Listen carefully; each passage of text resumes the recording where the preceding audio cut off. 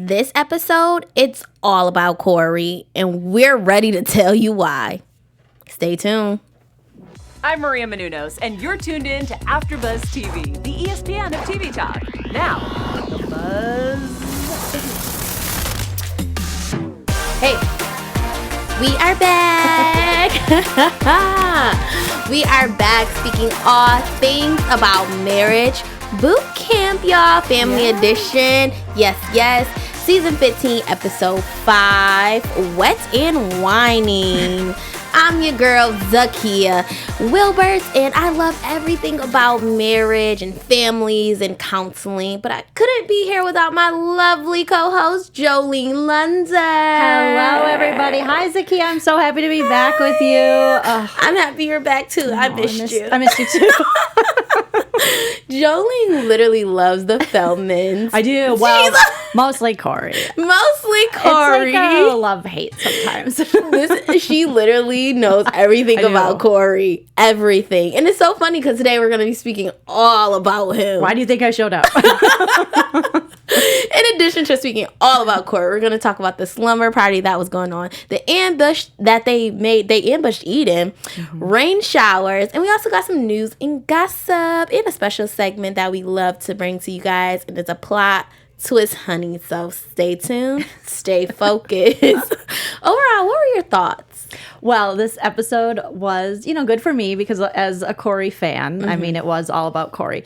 But I think it was a struggle. This episode had a lot of layers, and it was frustrating at times because you want to see your favorites kind of get it, and then you remember, oh no, they're in marriage boot camp because they don't get it. Yeah. Oof. I'm not gonna lie. So this episode, Corey was not my favorite. Sorry to say it. No, it's okay. sorry to break it to you. But yeah, he really showed his true colors and being very selfish. So I hope eventually we see some change, but it was very interesting to finally get him to actually see the counseling and the boot camp as something serious, because I think for a while he's been joking about it, not really taking it serious. So overall, I believe that finally he has some pressure that has been laid on him, and it's necessary. He just thinks he's there for his brother. Like, I'm gonna help. My brother needs help. I don't need help, and that's where he's very wrong. Yeah, I don't understand why he thinks that, but okay, Corey. Child stars. They're always like that. Yeah, it has to be a child star thing. Speaking of something childish, we see the slumber party between Alexis and Eden, which I thought was super cute. Maybe they're gonna brew something up, and I thought Corey was involved as well. So did I when I'm watching that, and I was like, aren't they all partying together? Right. And it wasn't until, because I watched the episode twice, it wasn't until Corey's wife saw them having a pillow fight where she was like, I don't like alcohol. That's what it seemed like. I mean, she might not like alcohol, period, because I personally don't enjoy being around drunk people anymore. I used to love being around drunk people, but that was when I was drunk. So now I'm sober, and now it's boring. So I get it. But it seemed like because she had, I don't know if she had like a vape pen or something in her mouth, and she's just staring at him like, what are you doing, Alexis, with your jammies with my husband? Yeah. It was weird. I thought she was definitely in some way jealous of Corey and Alexis' relationship, but then they're trying to say that it was Alexis and Eden. But what were your overall thoughts regarding like her reaction, her tears? I called them fake. I personally thought that everything she was doing was pretty fake and pretty dramatic and drawn out. What were your overall reactions of just them attacking Eden and her saying, oh my God, it's alcohol and blah, blah, blah? I feel for Eden because he's never going to win with the two of them, because I feel like Corey, I mean, I follow the core, okay? I follow the Feld dog. That's what he calls himself. And I love him, but I can also see his flaws. And I followed his last marriage. His last wife's name was Susie. They have a kid together named Zen or something. And I think he wants his spouse to always agree with him, kind of do what he says in a way, and be almost a fan, because his first wife was a fan of his, and now he married I always forget his wife's name. Courtney. Okay, so Courtney, and Courtney was one of Corey's angels when Corey's always trying to be a pop star. Yeah. You guys can Google some really memorable performances on the Today Show with Corey trying to sing. Bless his heart. That's what you say. Bless his heart with that. Talented actor, but singing not his best. And so she was one of the little angels, like backups, like dancers, singers, and now is his wife. So I feel like she's going to do whatever he wants. And this was her playing into Corey wanting to paint Eden as not this great innocent guy, because that's what we keep hearing from Corey. Like, everyone thinks Eden is so innocent and so sweet. But there's this evil side of Eden we're going to see. I don't see. Yeah. And that side I'm definitely not seeing. I think that Courtney is very dramatic, and I do see Corey pinning Courtney against his brother. And wait, really? They get along, those two? They get along, but you see, like, Corey, he is, like, manipulative in a way. So even when they were having a conversation before they were going to attack Eden about the last night alleged angry side of Eden that apparently no one else saw besides Corey and Courtney, but they kind of came together like, how we're gonna deal with this, because he's like this and I don't want to come off too strong, because he's super sensitive. Yeah.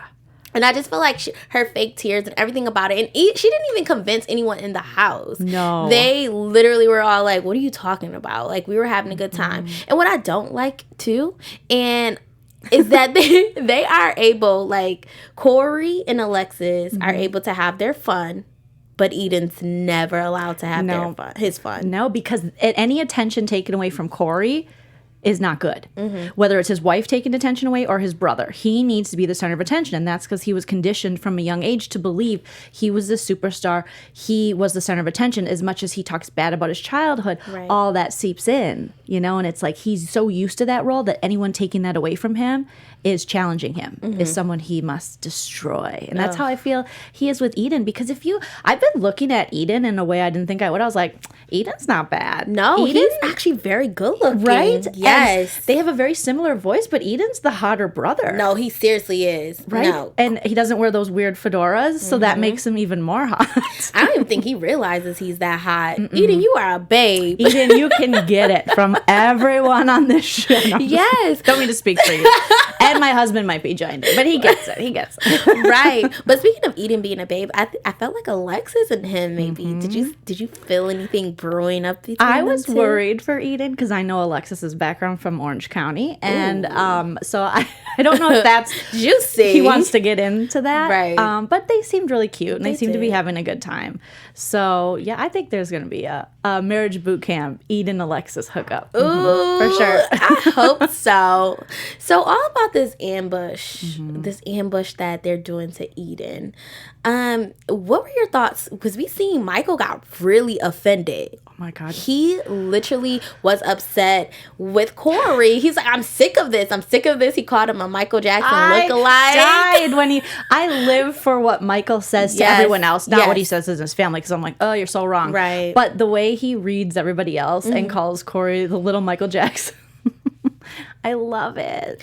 Where are some of your reactions that you believe Corey should actually take? Because it's so easy to look at them and say, you're doing this bad, and Corey's doing, not Corey, Eden. Yep. So it's so easy to look at Eden and say, why are you taking his crap? And look at Corey and say, you're so wrong. But what's some advice that you would possibly give to Eden to stand up to Corey? Because I feel like they keep pinning him against the wall.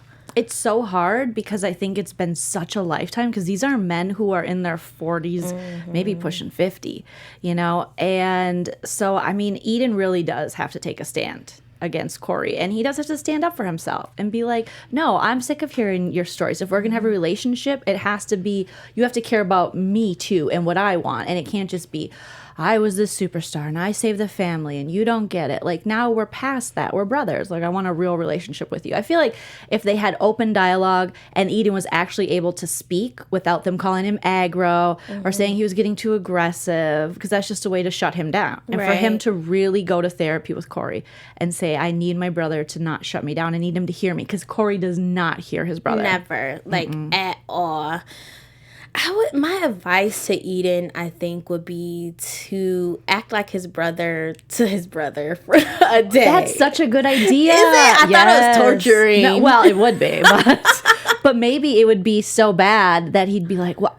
And then he said, "You do this to me," and he'd be like, "Well, I never want to do that to anybody." And then like write out like every time he actually did it. Like, nope. For example, when on such and such, like actually calculate this is what you did. And even when Corey's talking, interrupt, Eden should interrupt him and be like, hey, but what about myself? So today I did this, come in the room singing la la la la la la la la la. I'm Eden. Yeah. And then see how Corey reacts.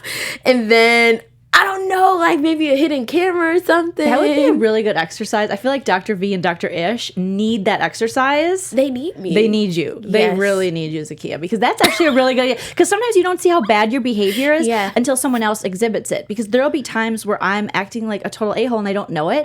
And then my husband will do that and he'll be like, that's what you just said to me. And I'm like, I did? I didn't even know it came off like that. So maybe Corey has never truly had anyone call him out. He clearly hasn't, because they literally don't say anything. He's like the voice for all of them. It's so annoying. But it is annoying. Yeah. That child star thing is so annoying. I'm not going to lie, though. I think I got that from a movie, to act like the other person. You don't have to say Okay. It was my idea. Zakiya came up with it. She's being humble. Don't be humble. I'm being too humble. Don't be. All right. I know something that we're also humble about, however, love super dearly, and that's AfterBuzz TV. Yes, you guys, we love being a part of AfterBuzz TV. We love being the ESPN of talk television, and we love you guys for joining us. So don't forget to rate, review, and subscribe to us on iTunes and also YouTube. You can subscribe to us and comment during live chats and also after the video is posted, and it really helps our channel. And Zakiya and I appreciate it because we feel like you guys are our friends. Yes, we do, and we love all of you. We love you. All of you. But what happened with one of the exercises, I think this was one of my favorite exercises, was the rain showers. Oh, with the geysers. Yes, and it was for them to stop actually arguing and actually reunite. So each family had some like tallies up. What were your overall opinion on the Feldmans and their exercise and how they actually handle everything? I was so frustrated because we went into this exercise and the Feldmans admitted, Eden and Corey, that they don't go camping. Yeah. And then, of course, Courtney doesn't speak up. But she does know what she's talking about when it comes to putting the tent together. And Corey just shuts her down every time. And Eden actually had her back and was like, let's do what she said. Surprisingly, right? And she's trying and trying. And Corey's just like, no, you don't do it like this. Even though he says he's been camping maybe once in 2001. So it's very frustrating that he doesn't listen to his own wife and think that she's capable of doing that. And I think that's his problem, is he always has to be this, the center. Good, bad, indifferent. He has to be the center of attention. Exactly. And of course, with Corey just always being the center of attention, they were the reason why the geysers went off the most. I think I was completely shocked with the fact that everyone was shutting down and actually listening to Corey. I know. And also the fact that he sat down in the chair. I know. That was the first thing he did. I was like, Corey, get your fedora up. Yes. Okay. Super selfish. And he keeps amazing me with these acts of like selfishness that he's actually displaying. And I'm always shocked because I don't think anyone could be that selfish and not realize it. But again, he is someone who continuously talks about himself. Yeah. But of course, there are other families and they had their differences. The Govans. Yes. Yeah. Who surprised you the most? The Carters. Really? They surprised me because I actually felt this soft spot for Aaron and his mom that I haven't yet felt. Right. Because I don't know if you guys have been following Aaron in the media lately. There's, he's just doing a lot of interviews and he's kind of all over the place. So I don't know where he stands with, his current state. I don't know what that is. But to see him with his mom and just be like, I'm just happy to be with my mom. And I felt like I was on a real camping trip with my mom. And his mom's like, I love camping. And it's that normal family dynamic that he's been searching for his whole life.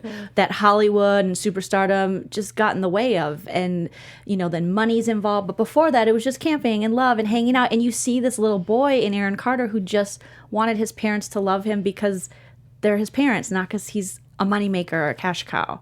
Right. So, and then they got along really well and they put their tent up. He listened to his mom. It was like, these two are great. Yep. They're perfect. They had 0 geysers go off.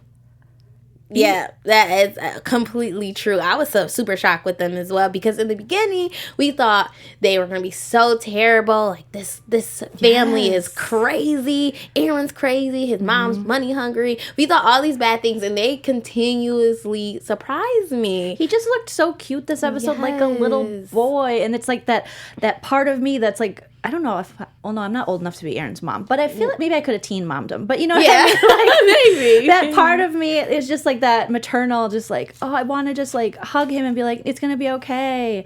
But yeah, it was very heartwarming to see those two together this episode. I agree. I think they surprised me the most, and who actually not didn't surprise me, but who I was the least shocked by besides the Feldmans were the Govins, just a little bit. They weren't too bad. Everyone wasn't too bad. But the Govins with their little bicker, I think they figured it out. Yeah. But so I thought I would see them be more aggressive and fight more because it's three of them.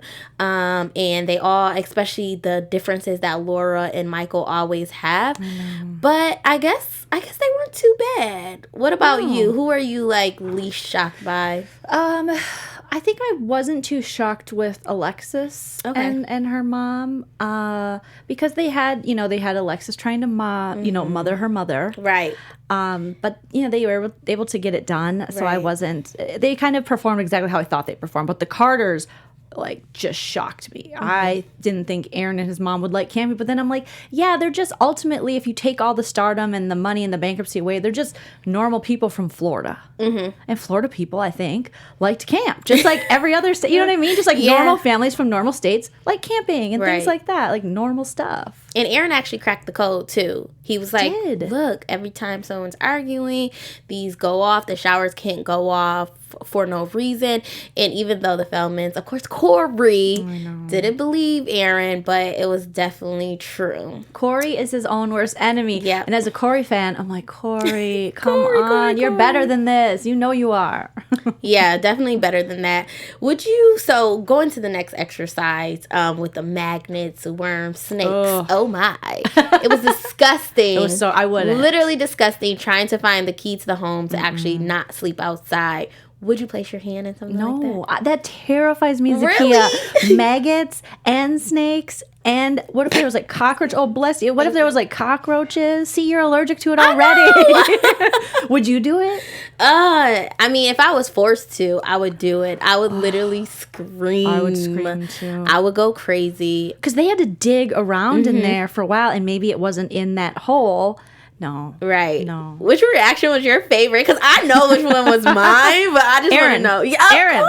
Because his smile, and then he was just like, he put his hand in a little bit and then pull it out. It was hilarious. But to have maggots in there and worms, they were Dr. Ish and Dr. V, y'all were wrong for that. They were so y'all were literally wrong for that. That was disgusting. It was so disgusting because then they're like, check your arm for maggots.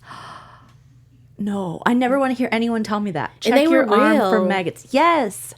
Are we sure they were real? Well, I go yes, but then I'm like, well, were they worms or the maggots? I don't know. But they had their hand in them, right? Right. Yeah. I mean, I don't think there were any real snakes in there. I think that was just but definitely, I think maggots. It was a real Fear Factor. Remember that show Fear Factor back in the day? It was like that. It was. And I would not be good on a show like that. I get grossed out far too easy. Like if I find my own hair on something of my, like food or something, I won't eat it. Yeah. My own hair. It was pretty gross. They were definitely wrong for that. And at the end of the exercise, of course, Corey. So at this point, he still has not learned his lesson. He literally does not want to take any advice from anyone in the house. And I think everyone is getting tired of him. Yeah. Do you think it was right for everyone to chime in on the faults or the flaws that he had? I do, because I think that's always been a part of marriage boot camp is the counselors and therapists have encouraged others, because it's a group effort. It's kind of like group therapy for people to see what others think of them, not just who they're in therapy with, not just the therapist, but their peers who are also in therapy. So I think it was right. I think Corey definitely felt attacked and felt like they were given, he said, subliminal messages where it's Could like, you believe that? No. Yeah, I'm like, no, Corey. Corey. No. Oh my gosh. But no, I think it's good for you to get to hear what other people think sometimes. And for them to just all stay silent, they would just be doing what people have done to Corey probably his whole life when it comes to stuff like this. Exactly. And I think what was very interesting is Corey is always the one trying to give advice. He's always the one poking his head in someone else's business. And finally, when everyone had something to say about him, he was completely not trying to adhere to any advice. And you can't do that. You can't be the one pointing your finger and expecting that there's not going to be something pointing or fingers pointing back at yourself.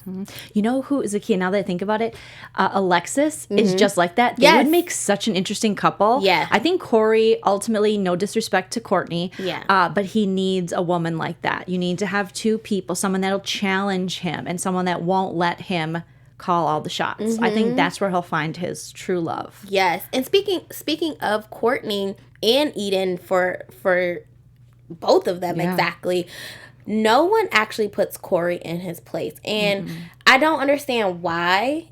Like, they both kind of go submit to him, and he always speaks about how it has to be peace and rainbow in their life. Why do you think he keeps bringing the peace and happiness, and I don't want it to be any chaos? Is that a way of him directing orders, or is it something that we are not seeing? I think it's a way of him directing orders, definitely being able to control situations. Like, this is how I like it to be. Well, just because you communicate that way doesn't mean others can communicate that way. You have to compromise in that situation. And I think they're submissive to him.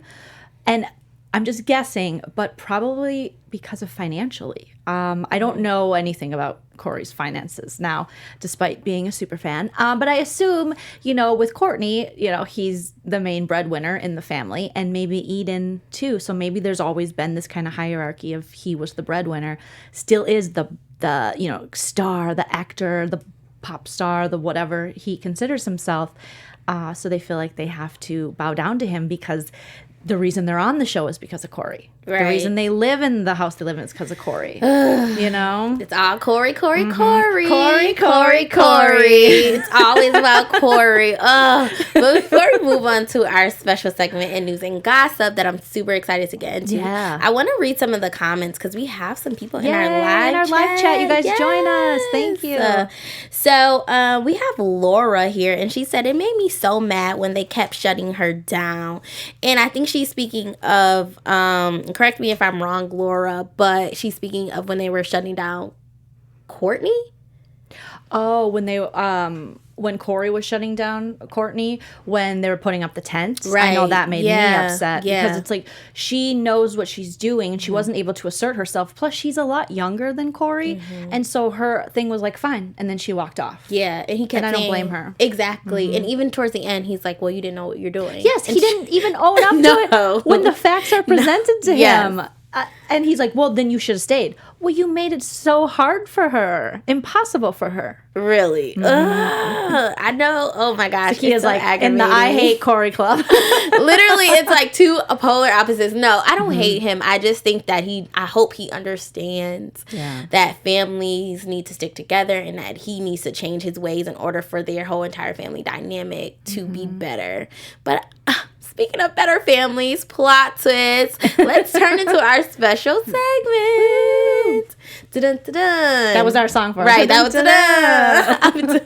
But so plot twists. Instead of dysfunctional families, we're gonna talk about functional families and great families. I think we did this last week, and we're gonna do it again. Celebrity functional families. Ooh, good one. I love this. So our great family this week goes to drum roll, please. That's not good. Drums. Yeah, no. There we go. Thank you, Steph.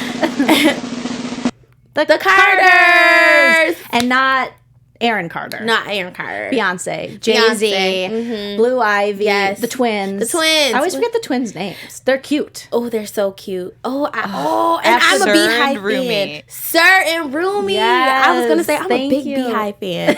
Yes. Well, you were like the Carters, and I was like Aaron? And I'm like, no. Like Beyonce. I was like, Beyonce doesn't have a last name. Oh, yeah, because she's married to Jay-Z. Okay, sorry. No, it's just Beyonce. Just Beyonce. But yes, their family is super lovely, super dynamic, and they're not in the spotlight, even though they're huge huge spotlight for themselves, but they always keep their matters private. And sometimes I think that's important. Yeah. I think it'll avoid a lot of issues being brought into the public and actually being made into something that it shouldn't be. Yeah. What are your thoughts?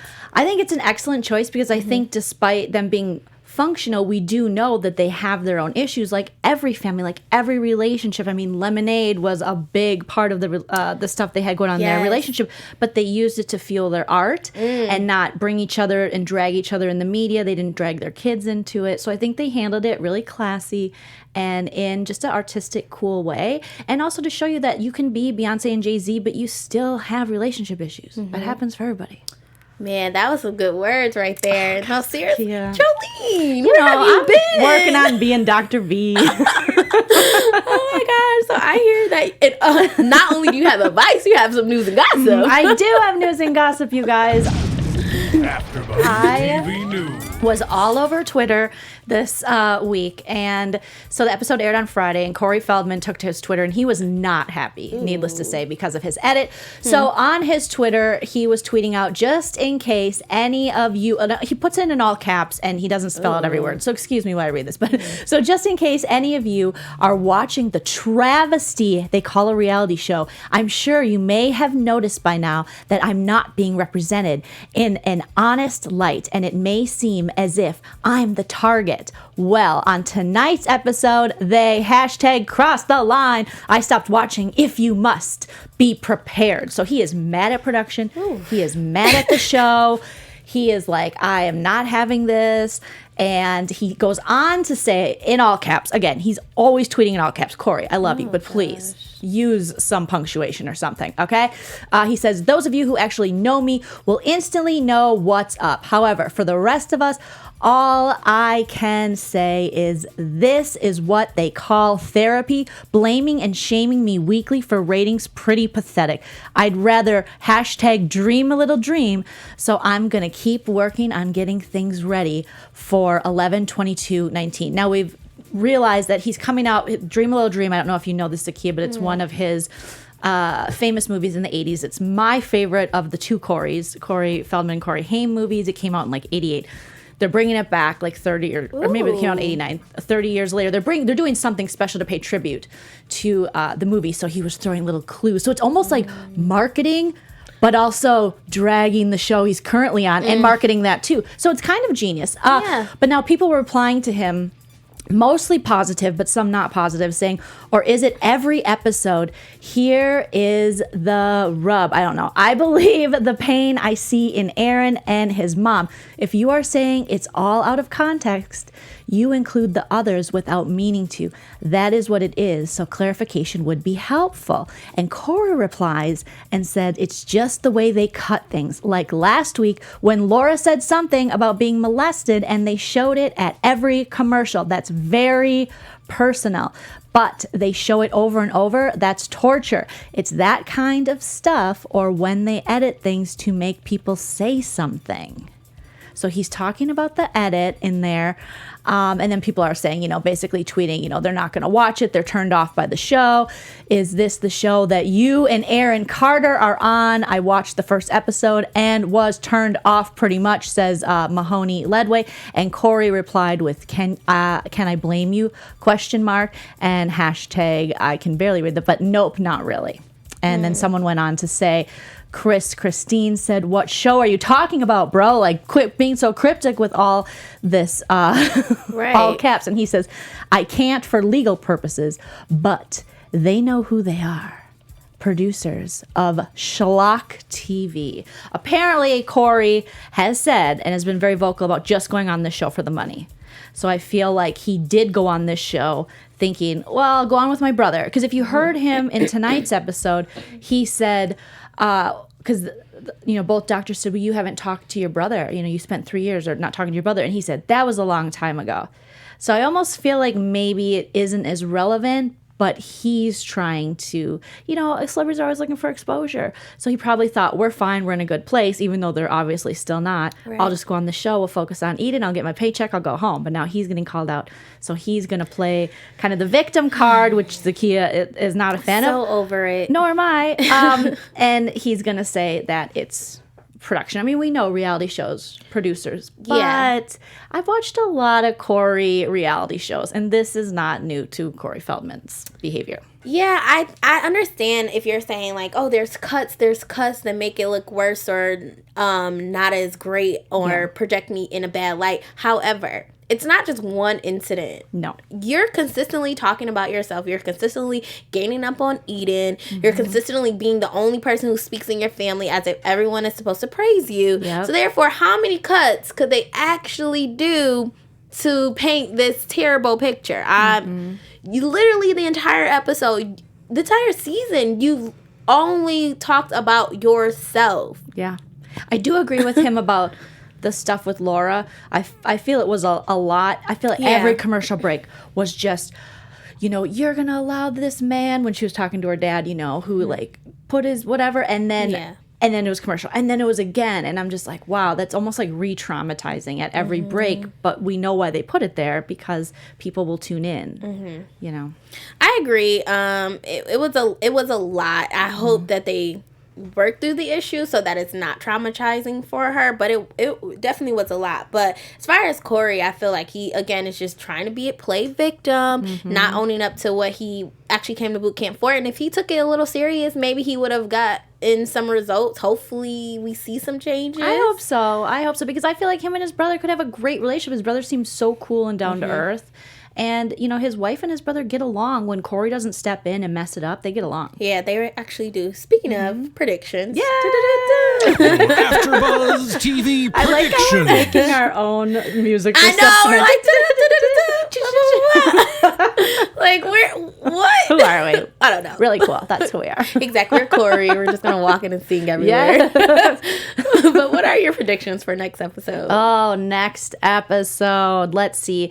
I predict that we're going to have some kind of breakthrough with the Govins. Like, I think it's time. Dr. Ish, Dr. V need to step in. We need to talk to Michael, because when she said in tonight's episode, this man violated me, raped me, and I told you, and he said, well, no one else has substantiated that. She's like, who else do you need but your own daughter to step in and say, I was molested, raped, attacked by this person. I told you, but her dad wants more proof. We need to get into that. Like, it's one thing with these Feldmans, that's small potatoes compared to a dad that does not believe his own daughter was raped. I can't even disagree with you. I think that the Feldmans and the Govins are two families that right now haven't really sorted through all of their issues. So I do hope for the Govins, the next episode, to get some type of clarity. I do hope for the Feldmans too, and maybe Corey actually realizes his fault, and hopefully this was just some type of marketing stunt, publicity stunt. Like, hopefully, maybe, because if it was genius. It was he great. Marketed the show he's on and his upcoming project while hating on it and causing drama for you to read. Right. So, and hopefully now everyone's gonna tune in and watch it more. Because I wouldn't tune in if he was like, "This is the best show I've ever been on. No. It's so fun. Everyone's getting along." I'd be like, boring. Exactly. So maybe he's some type of marketing genius. We just don't know. I do hope that Corey sees his faults, and along with Courtney, get a voice, and Eden speak up for himself as well. I hope that these families resolve their issues. Yeah, me too. And Alexis and Eden, of course, do it. Yeah. Wait. Oh no! Yeah, I would like that. They're too. Gonna do it. It is time for us to exit the building. Aww. Thank you for always tuning in. Reach me, your girl Zakia Wilbert, on Instagram at Zakia W _ I don't even know my own Instagram. Zakia W _ Check me out. I thought you were gonna say www. You can find me on Instagram and Twitter at Jolene Lenzer, and on YouTube at Jolene Lenzer. We are out, guys. Bye. Peace. Our founder, Keven Undergaro, and me, Maria Menounos, would like to thank you for tuning in to AfterBuzz TV. Remember, we're not just the first, we're the biggest in the world, and we're the only destination for all your favorite TV shows. Whatever you crave, we've got it. So go to AfterBuzzTV.com and check out our lineup. Buzz you later. The views expressed herein are those of the hosts only and do not necessarily reflect the views of AfterBuzz TV or its owners or principals.